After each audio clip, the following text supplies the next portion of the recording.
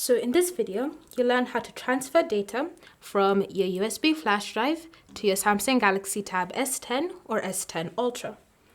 So the first step is to ensure that the flash drive is connected to your tablet. And then from here, you're going to go ahead and launch the Files app.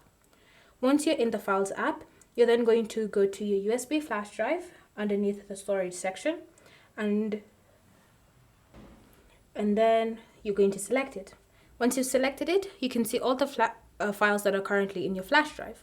So the first step when it comes to transferring, you're going to just go ahead and select the file or files if you have multiple that you wish to transfer, and then you're going to choose the transfer method.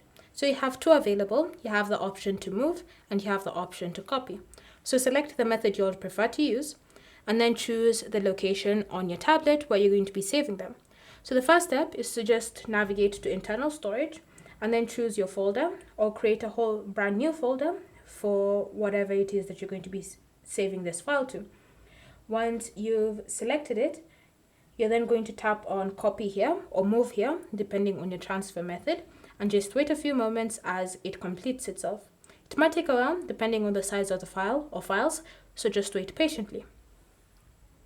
You can even keep track of the transfer process using this slider right here as you wait for it to complete itself.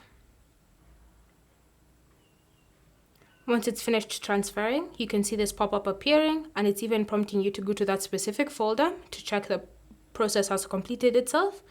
Or you can just navigate to the internal storage of your tablet, look for the location where you saved that file to, and you should see it listed right there. And so that's how you can transfer files from your USB flash drive to your Samsung Galaxy Tab S10 or S10 Ultra. If you have any questions or comments about this process, leave them down below and we'll get back to you.